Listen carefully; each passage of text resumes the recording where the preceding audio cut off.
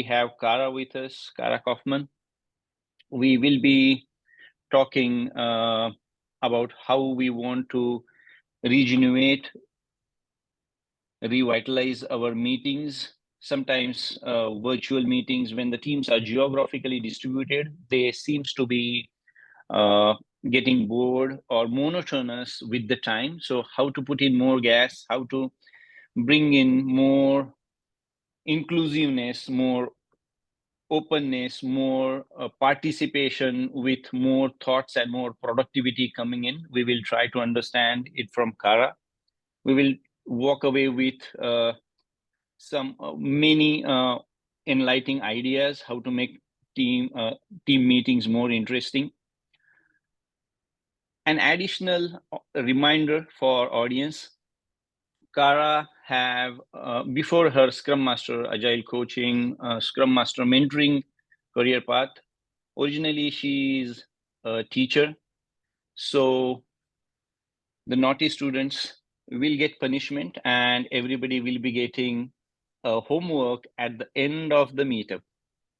Okay, enough from my side. Over to you, Cara. Everybody is waiting to hear from you. Thank you. Excellent. Thank you so much. I'm going to go ahead and start sharing my screen. Yep. There we go. And I'm going to drop the link for the mural board we'll be using into the chat. In just a second.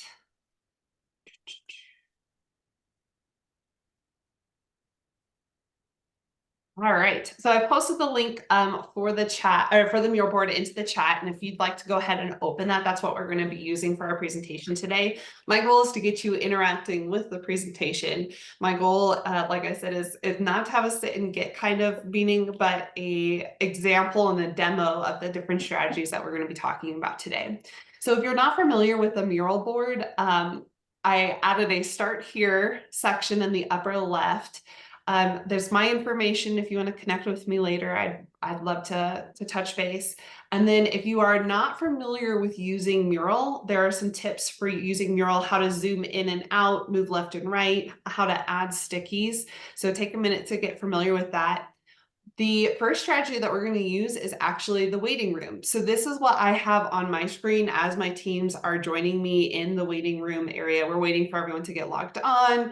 It's that awkward filler space at the beginning. So the task is to add a picture of your favorite snowy activity to this waiting room area. So my favorite snowy activity is reading inside in front of the fire with a good book, because I do not do snow. I'm an inside cat. So there are directions for how to add images. You can either go to Google Images, copy and paste, or you can use the images icon in the mural button. And this is just a great way to kind of catch people as they're coming in, to get to know your teams. A lot of times as we're doing this as a group, I'm making comments like, oh, I love the image with the snowboarder. That is excellent. So I'm going to set our timer for just a few minutes while we just kind of learn how to use Mural, but B, capture everyone, start getting some idea who all is in our chat today. I love the hot tub one. That is excellent. And Cara, quick question. Yeah. Shall we add our name beside our picture? Adding your name would be great, because it lets us call out to who posted what. And it again lets you helps get you familiar with the platform. So really, this is two strategies in one. You're making sure that your audience knows how to use the interactive platform, and two, that you're getting to know each other a little bit more. Now, ideally on a Scrum team, there's like 7, maybe 10 of you. So there's not like an image overlap. We're a big chat group, so there's going to be some overlap on this one today, and that's okay. Oh, I love the board games. Reading, watching movies, working out.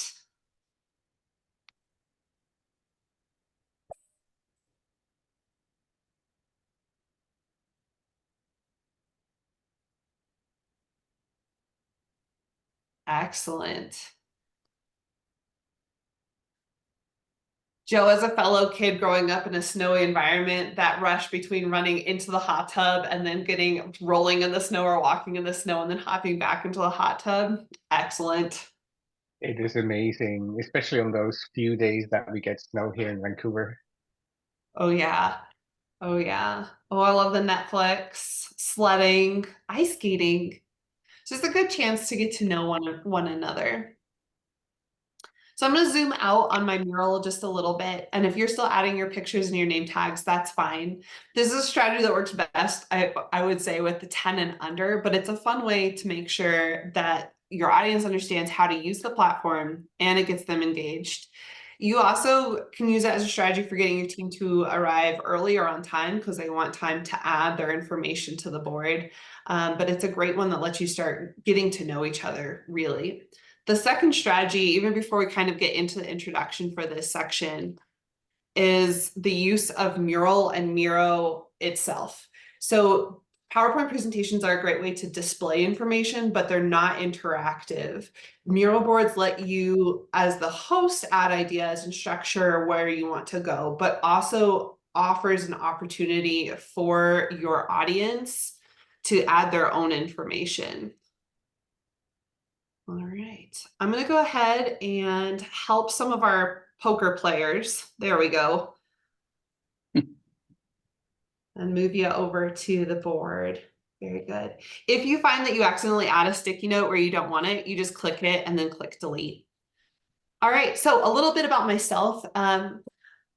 Vashel was very kind to give a warm introduction. I am a Scrum Master, a former middle school teacher, and a toddler mom, which I like to say is the trifecta of you can't scare me, which was particularly valuable this last weekend when we started potty training our toddler. So wish brave thoughts for us. I also am a cat mom. I love video gaming, cooking, and crafting. So today what we're really going to be doing is learning a whole bunch of strategies, but I want you to be viewing the information today through the lens of what do I want engagement to look like on my team. So there's a difference between engagement and compliance. Compliance is people are doing things to check the box to say, yep, I've done it, I've completed it, and now I'm moving on to the next level. Engagement is inviting your team to interact and think critically in new ways. And there's a difference between doing an activity to keep someone busy or to say that you did it, and to do an activity with a thoughtful and intentional purpose behind it. So I just really want to drive home that we're going to be going over a lot of strategies, but it's not a checklist. They're embedded practices that you start including on a regular basis in your work. And that the basis for all engagement is relationships and trust. So some of these activities are going to be really great for building trust or starting as a springboard for your team. Some of the activities you might look at and be like, our team isn't there yet. We're not ready for that kind. It's going to be a lot about gauging how your team is interacting and where you want to go when you're picking strategies along the way. So we're going to go ahead and jump in with this GIM kit section where it says gamification. This is our strategy 3, and I'm actually going to ask you to play a GIM kit with us. So I'm going to be posting the link in the chat. So it's gimkit.com/join. I'm going to set our game up and then I'll post our entry code. We're going to be playing a game today called The Floor is Lava. Let's see. One more time. And then our entry code today is going to be 875109. And that information is posted in the chat. So I'd like everyone to go ahead and pop into gimkit.com/join. And then add that code when you get there. And then I'll explain a little bit about how to play the game, what the game is, and we'll get started.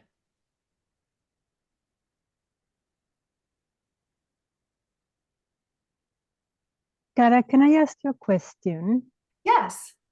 I opened the game kit and I clicked to quit the first block. The only first sentence I managed to read was the lava is rising, and then I don't know what I did and I have a black screen. How can I go back to the menu I would say just go close out of that window, open a new and tab. open again? All Yeah. right. Thank you. All right, while people are getting loaded in, nice, we've got 26 people already in. I'm gonna explain a little bit about what GimKit is. So GimKit is a platform where you can create your own questions or use decks that other people have created, and then you play a game with them to help people learn that information.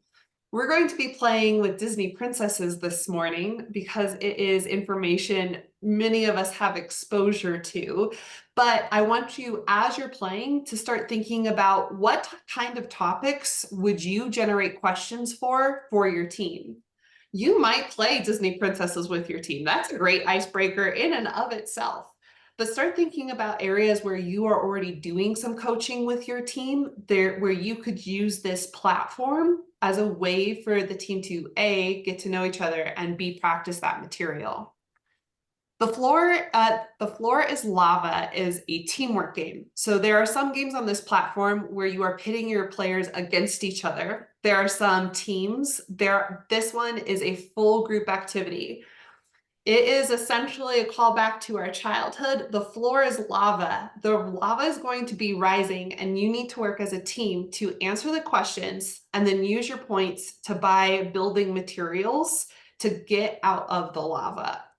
I'm going to go ahead and start the game, but it is set up so you can join late. Normally, there is music that plays behind it. I have it muted because of the size of our group.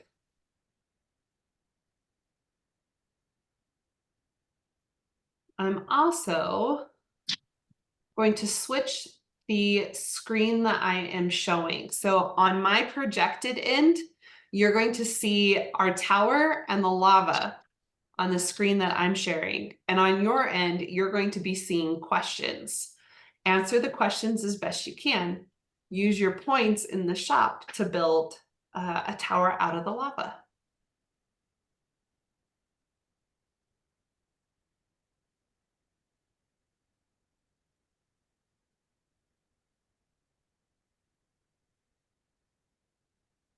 And then feel free to unmute and add commentary as you wish, or drop thoughts into the chat as you go.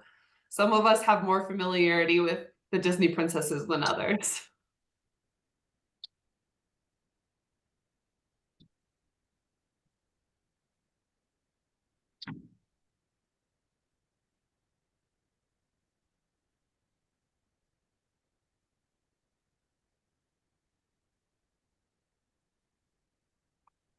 Cara, a quick question. What happens if you go into negative savings? So our bank accounts will get connected and will get debited.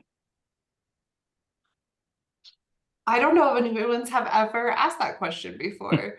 If you run out of funds, go back and answer more questions to get more currency to buy planks or whatever you are doing. So Ness, Steve, and Mike have all added on to our tower. Well done, you three. There's different strategies that people like to use with this game. So some like to answer a whole bunch of questions and then build a lot. Some people build as they go. Elizabeth constructed a plank. Kay, Anna, nicely done. Nicole.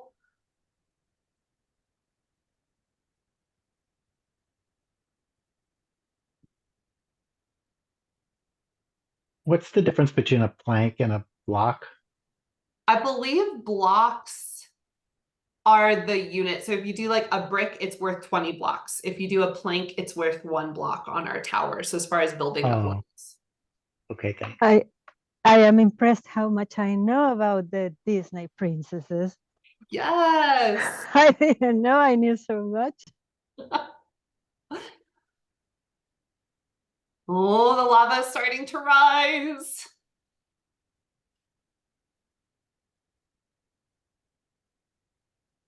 Ooh, TK just put on 20 blocks. Nicely done.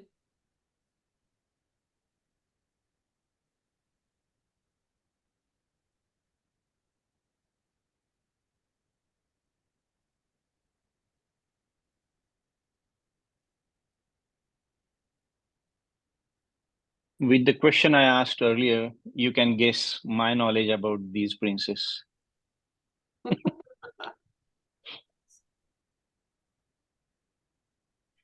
One of the things I like about this one is that it also works in person as well. So this is a game that can be played in either setting, but it kind of shakes it up a bit. Oh no, the lava is rising. Eek. Oh, We died. you guys died, but it's okay. That was a great record. So you made it to 4,794 blocks. Nicely done, team. 47 pieces, and your survival time was 3 minutes and 20 seconds. With How that, do we compare with other people? there are a couple different ways to do it. If you are playing as a team or my team, I would encourage you to come off mute and be like, who's a snow princess? And Joe would be like, oh, that's Anna, of course. And Mike would be like, oh, it could also be Elsa. And we talk about it that way. Using the chat is a little trickier for this function, but that's how we're starting to bring in different levels of engagement. What I'm going to do is go ahead and close out of the GIMP kit and bring us back to our mural board.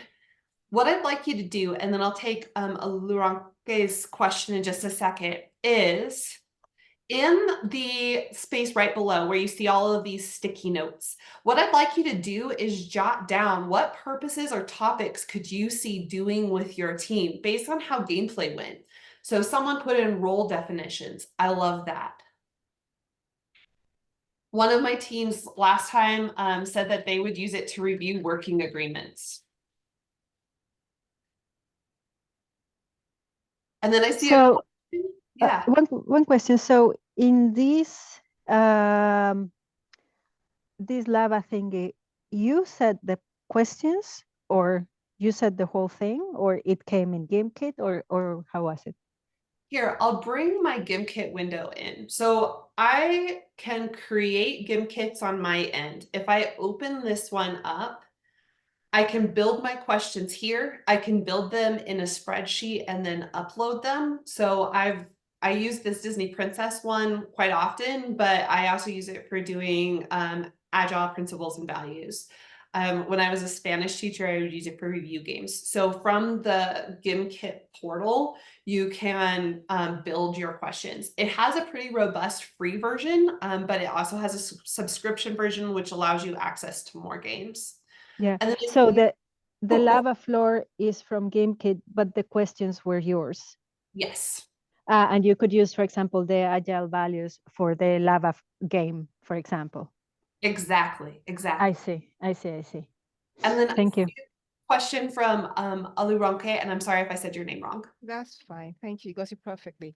So when you're playing the game and there's a chance to say shop. If you go to the shop, how do you get back without going out of the game? There's usually a back button or you can click out of the window. It depends on the game. So some games, when you click shop, it's a pop-up, and to get out of it, you just click out of the pop-up. And then in some versions, it's like a specific button. Okay, thank you. Yeah. So I'm going to check in with some of the answers that we have written down on the stickies. So quality assurance, story pointing, practice and communication, definition of done and ready, knowledge of your product or the feature, training to check learning, teaching best practices. I love that one, just to have fun. It's okay to have fun with our teams. Ground rules, I love it. Getting a consensus on an idea. There's a lot of different ways you can use that because you get to build the questions. And then it hooks them in. They might start asking each other questions like, I don't know what this piece is. Can someone help me? And you start identifying, okay, who might need a little follow-up? Who's ready to go? My next strategy that I'm putting up here is strategy 4. So if you're still adding stickies, go for it. But it's wait time. It can be so uncomfortable, but it's so important. So what we did there while we were waiting for people to put in their comments, or even in the waiting room at the beginning, it is important to just let a question sit. And sometimes that's the hardest piece. I will actually set a 30-second timer on my phone after I ask a question, because there are times where I'm working with a team where I might ask a question and no one wants to talk. So setting a timer for yourself to be like, no, I am going to let wait time happen. People will get awkward to the point where they will start sharing. Another strategy, especially around wait time, is if you have one person who likes to jump in and share the answer, who likes to jump up and give a solution, we want to encourage that, but we also want to open up conversation space for other people. So what I like to do with my teams is if I have someone who is a very strong participant to the point where sometimes they override others, is I'll set a challenge with that person in a one-on-one meeting. It requires you to have a bit of relationship with this person, but to say, hey, I'm going to challenge you to wait for 2 people to speak before you share an answer. It will kill them, but you might start getting more engagement from your other teammates. Another one is to wait X amount of time before they start speaking. And you'll actually see reactions from your more introverted teammates as they start looking for that person to share. And that person is not, because they've got a goal and they'll just sit back. And all of a sudden your quiet people are starting to get a little anxious. And finally, one of them starts sharing out. It's brilliant because you're starting to get more ideas into the room. Along with that Yeah, sorry, I don't know where is the raising hand so that I wouldn't interrupt you. Oh, yeah. Yeah, but about the over talker, when you said 1-to-1, how do you communicate in a way that is not making them feel down or that they have done something wrong, or this kind of taking it more personal? Because typically an over talker knows that it's over talking, and that will make them anxious or something. So how do you handle the psychological part? I think a lot of it, like I said earlier, comes down to making sure that you have a relationship with that teammate so that they know that you're not there to reprimand them. You're really there to help bring the whole team out together. And you can start by asking open-ended questions like, hey, I'd love to get some of our other voices in. Do you have ideas? And they might actually have their own ideas. They might say, no, I don't even know where to start. I'm so frustrated that no one else is talking. And that's when you can offer a suggestion like that. Hey, I want to set a challenge for helping the other people talk more. So you can issue it as a challenge to that person or as a challenge to get the rest of the team to get to a sharing place. But a lot of it is really going to come down to tone and making sure that you have a relationship where they feel like you are really there to help coach and not there to just rag on them for their participation. Yep. Super, thank you. The other piece is that when you're having trouble getting someone to participate on a regular basis, there's a really great book called Immunity to Change. And the link for that book is on the sticky note in yellow right below. And it walks through a process for identifying like where is the root of that non-participation coming from. Once you have kind of an understanding of where that person is coming from, you can help them set goals for how to start sharing more. So maybe you work on one-on-one with strategies like, okay, I want you to write down 3 things that you want to make sure that you bring to the meeting. A lot of times when we're there, the pressure, everything just gets wiped out of our brain. Having strategies laid out ahead of time where they can do some pre-thinking that lets them gain a little more confidence with what they're going to say can sometimes make or break the difference. I'm going to move us into strategy 5. And I know we're going through quickly, but I want to give a good chance to see these. Strategy. Can you Oh, yeah. can you paste the link in the chat for the book? Sure. That is not clickable and we all are creating. I see it. I'm sorry. Let's see. I will just search it up here.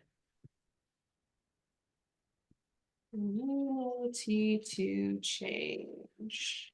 Please check the chat. Someone just posted it. I appreciate that. Someone just posted the link in the chat. No problem. So strategy 5, we're going to start getting into how to use chat strategies. A lot of times people don't want to come off mute or be on screen, but we can be intentional about how we use the chat for prompting to get more voices into the room. So strategy 5 is higher order thinking chat prompts that can make the team intellectually engage with what you're trying to develop, but still be fun at the same time. So this is one of my favorite strategies. It's called emoji because blank. So the prompt is, so the question you guys are going to be answering, not now, but when I say go, not now, but when I say go, you're going to be answering this prompt in the chat. Not now, but when I say go. The question is, what was your overall impression of GimKit? And you're going to answer with the format emoji because blank. So for example, you might pick a bed because it felt comfortable. You might pick an alien because it was strange. So in the chat, you're going to pick an emoji, and the rule is it cannot be a base emoji. It cannot just be a thumbs up, down, smile. You got to get a little creative. And you're going to give a reflection where you actually are having to find a metaphor for what you're talking about.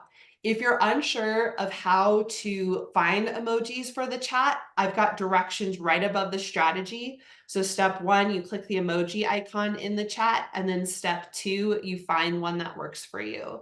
So I might do a party celebration hat because we had lots of participants. You may now post in the chat. Go. And we want to make sure we have all 3 pieces: emoji, because, and then the rest of your answer. So if you just did the emoji, post it again, but give us the rest of your thinking. I love it. Unicorns, because where there are princesses, there have to be unicorns. Let's see, thinking, because it got her thinking. That's a good one. Shocked, because they had more money stashed when the lava caught up. That might even be a conversation that you end up leading your team through other topics like, oh, hey, you have all this great knowledge, but we're siloed, which means the product release went on and you still had all this great information that we couldn't access for the rest of the team.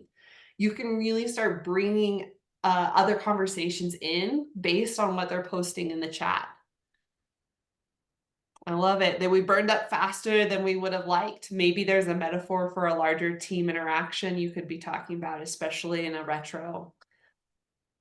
I love it because it was fun and unknown, because of the positive energy, because it could really work for their team. So now I'm getting a whole bunch of different responses. And as the Scrum Master, I'm reading through this and I'm like, oh, okay, A, B, and C had trouble with tech. That was their big takeaway. Oh, okay, I need to do a better job introing next time. So it turns into a reflective practice for just about everyone.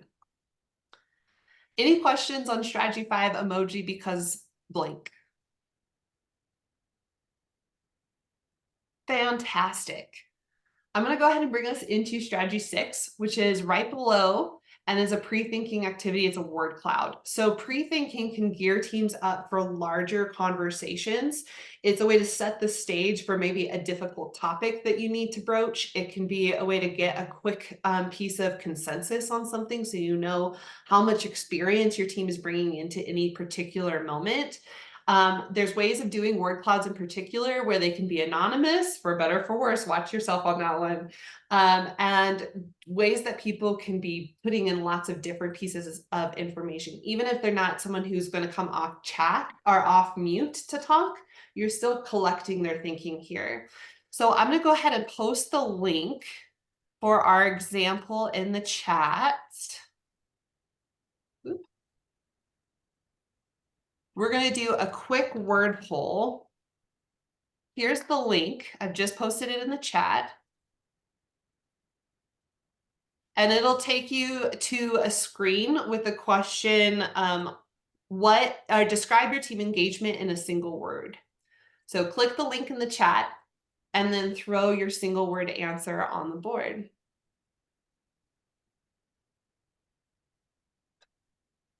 I get a register credit thing, register for credit. Oh, I don't know what that is. We can skip that. I mean, it says Yes, that you can skip it. Ah, sorry, I didn't see the skip. Yeah. Thank you. So what I'm presenting in my share window is your real-time responses. So there are word clouds that you get ahead of time. You have to collect a list, and then it's a lot of work. It's not as responsive. This is a tool that you could use for real-time collection. So it's creating a word cloud based on what you're submitting right now in the moment. So we're seeing strange, silo, poll, or smashing. I love that one. Technical. Let's see.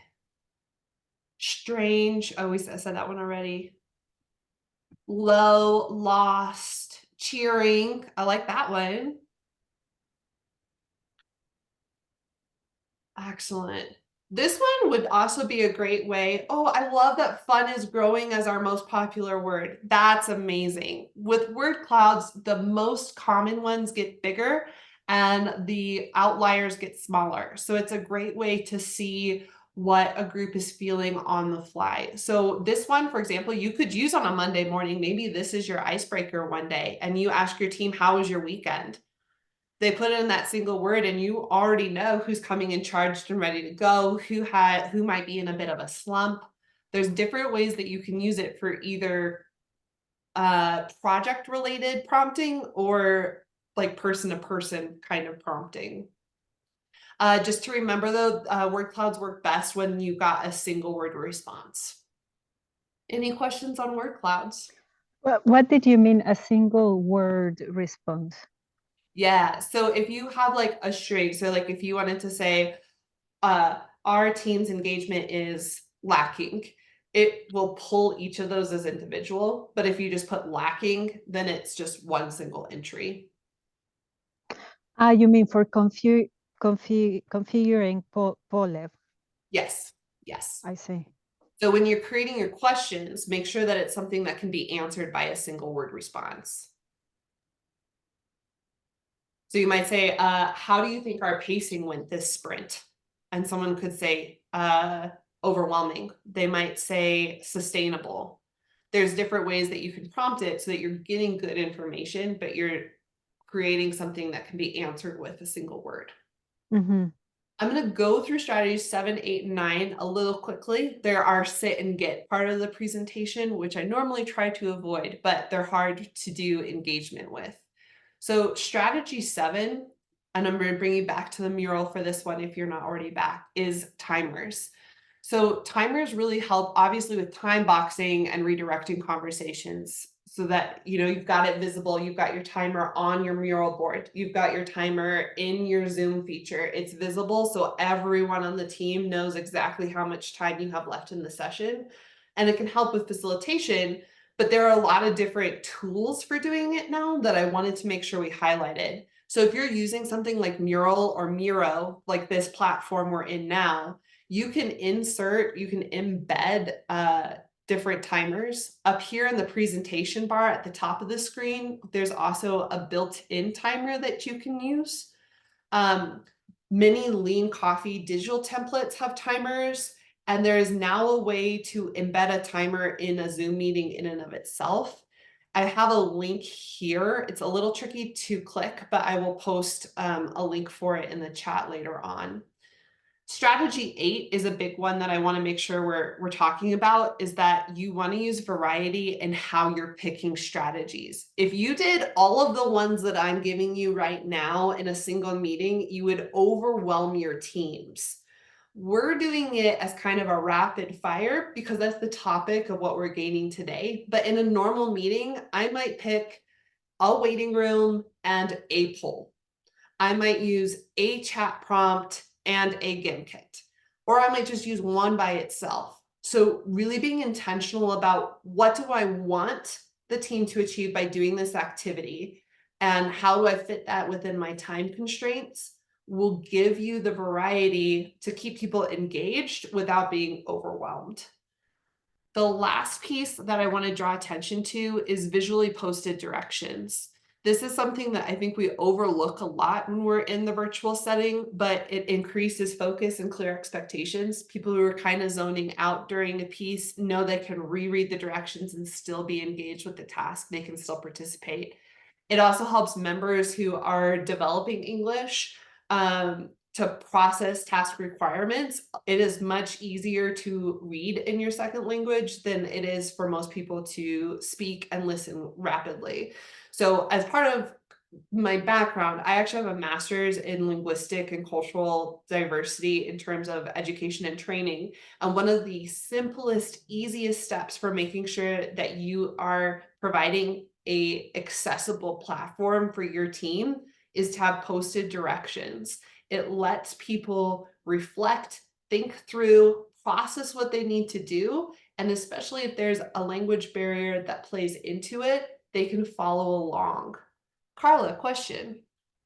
Yeah, what what does it mean, posted directions? Can you give an example? Yeah, so sliding back over to our strategy 6, these are all posted directions. So instead of just saying, click the link in the chat and away we go, the link is posted in the text. The reason why we're doing it is posted on the screen. Going back up to strategy 5, the prompt is written and the directions are written. So especially the first time you're guiding your team through an activity or you are trying to get them to have a conversation, having a place where they can visually see what is the prompt and how am I supposed to answer, that's that posted directions. So instructions. Posted instructions. It's something that we overlook because we're like, oh, it'll just happen. We're on the fly. Taking an extra minute and a half to write it out can have a huge difference for your team. All right, any questions before we jump into our next section?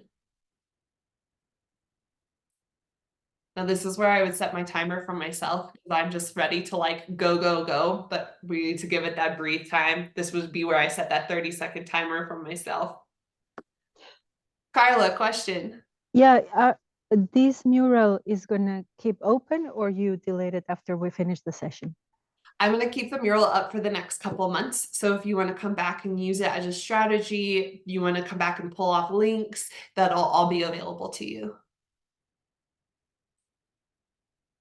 And then Esma asked in the chat, can we get the recording? And I think all the Scrum Master of the Universe recordings get posted to their YouTube channel. Yes, that was confirmed in the chat. Yep, we will be uploading the recording on the YouTube channel. I'll make a note. I'll see if I can add the mural as a PDF. And share that out.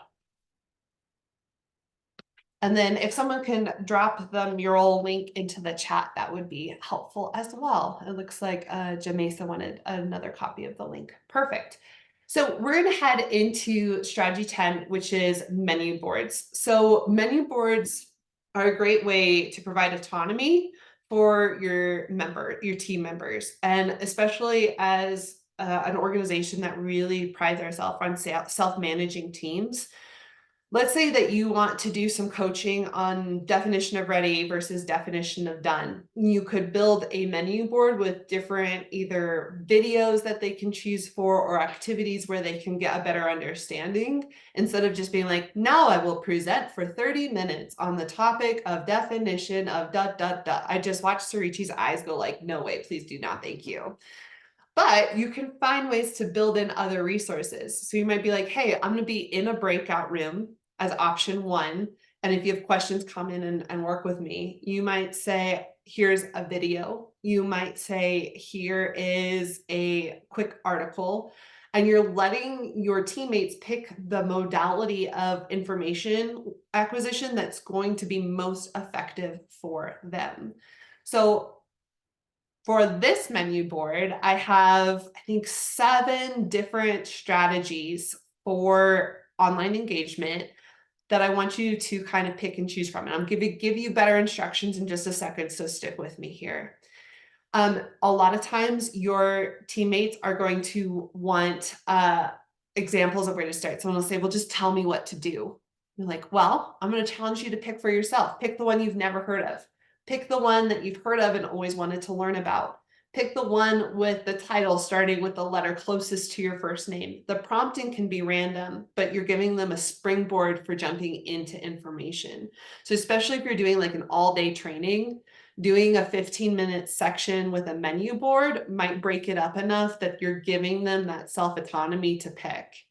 So our task today is going to be exploring different strategies through the lens you posted about in the word cloud. So if in the word cloud you wrote meh, you might want to pick one of these strategies that you think would actually resonate with your team. If you said that your team engagement is already fun, awesome. Maybe you check out one to keep building on that culture for your team. So step one is I want you to explore the links while considering your team's engagement challenges or strengths. And step two, when you have an idea of how you could use that strategy with your team, I'm going to ask you to jot it down on a sticky note.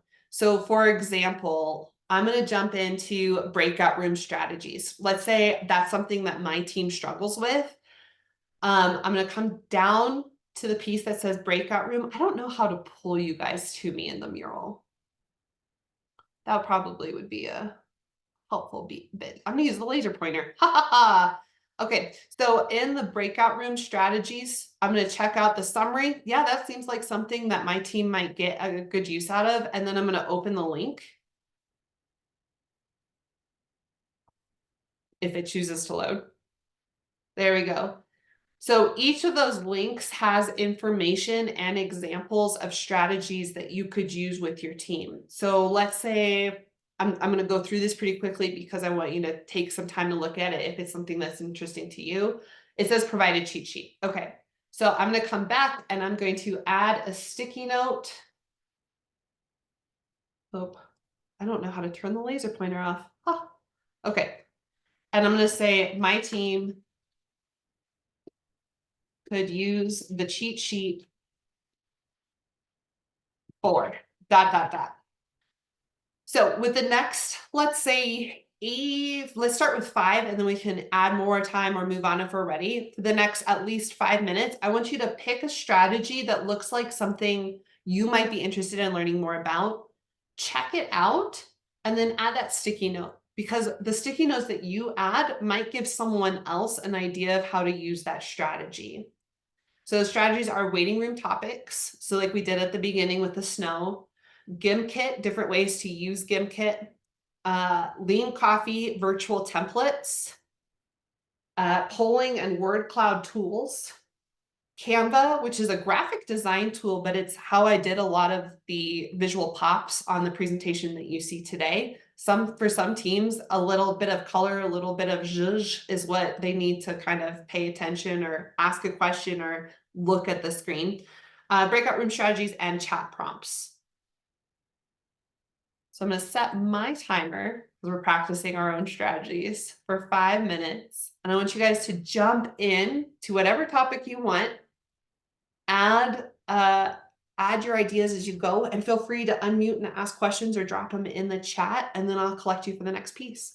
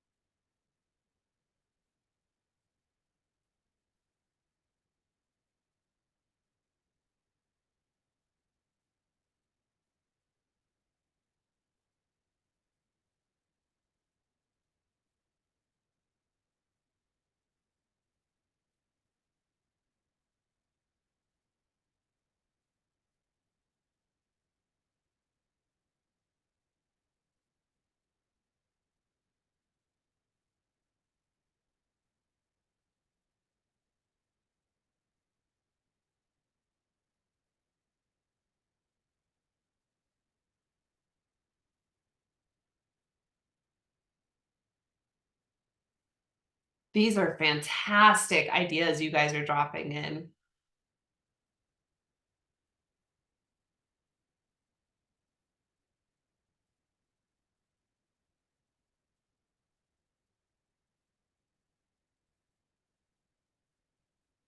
We've got about a minute before I collect you back for our last piece.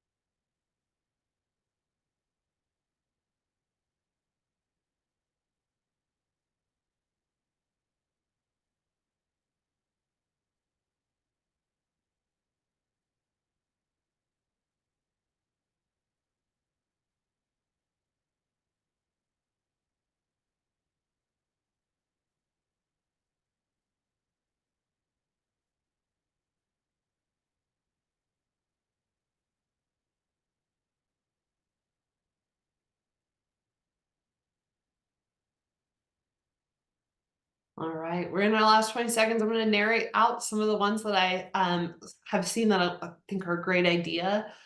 Someone said that they could use polling and word clouds to check with for bottlenecks with their groups. To do virtual appreciation. That's a great one for team members who have been contributing a lot. Oh, that was our timer. We hit it. Nicely done, group. A lot of team building with GimKit, retro icebreakers. Someone said that the lean coffee virtual templates are really great for quiet members. It lets them get their information out there. Someone said they use those for retros a lot. For Canva, so for graphic design, visuals make things easier to remember, kind of spice up a boring idea for a team. Love it. Under breakout strategies, someone said so that there's specific things you can bring back together and get maximum engagement. Love it. And then chat prompts, someone said to use Mad T in order to create awareness that perspectives differ and that all of them are valuable. I love that. I love that. If you have a chance today, maybe you're on your lunch break, I would encourage you to check out the rest of the strategies and really check out the thinking that people have added to the charts, because these are some excellent examples of how to use them in creative ways. Someone even said the chat prompts was a good way to do a retro when they're caught off guard. And that's the truth of it. Sometimes you're prepared out, you have time to put something beautiful and visual together. Awesome. Sometimes you just got to have something in your back pocket you can pull out on the fly. We're at the end. I have a mini retro I'd love for you guys to do. There are teal circles off to the side. If you just want to drag and drop one onto that sliding scale, the first question is, I learned strategies that I can use tomorrow with my team.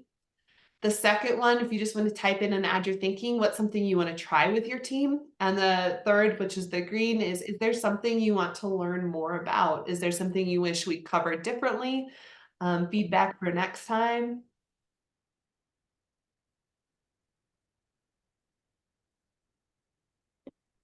And as you're putting down your thinking and your ideas, the little box right underneath is engagement strategies. I built a cheat sheet for you with all the information that we've discussed today. I'll also be hyperlinking a PDF version in the chat of the mural board and adding it to that. Here is the summary sheet. I'll post it in the chat.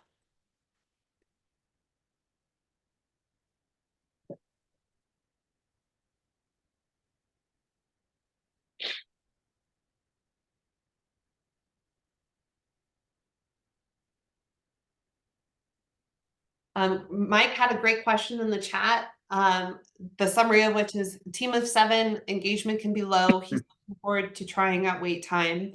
The best example of how to start a one-on-one.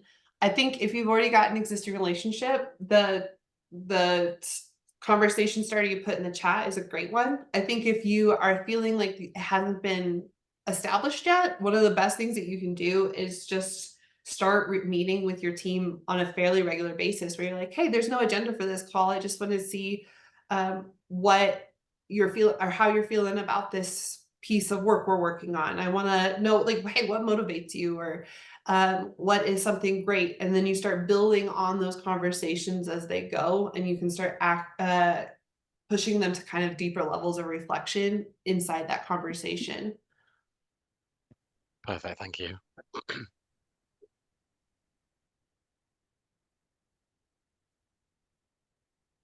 Excellent. Well, we've got 2 minutes left. I want to make sure I have time to pass it back over to Michelle and Joe. If there's anything else you want to add. Thanks, Cara. Thanks, everyone, for participation and keeping it really interactive. I think the theme was really interactive, so it has to be becoming more and more interactive. If you guys have more questions, want to understand more strategies, any strategy into more deeper level, please contact Cara offline. Thank you so much, Cara. Again, Joe, you want to add something? Awesome session.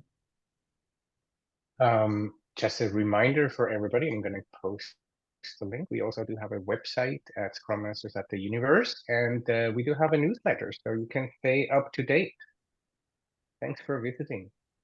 Excellent. And then to answer Elizabeth's question in the chat, she says, do you have to subscribe to most of these apps, or can you use them for free? Most of the ones that I posted you can use for free. There are subscription tiers, but most of them have a free version that is usable as well. And they're pretty robust free versions. Perfect. Looks like everybody have something to take away and immediately start applying to their meetings. Thank you so much, everyone, for joining in. Thank you, Cara, for an awesome session. Cheers, everybody. Thank you so much. Have a good one.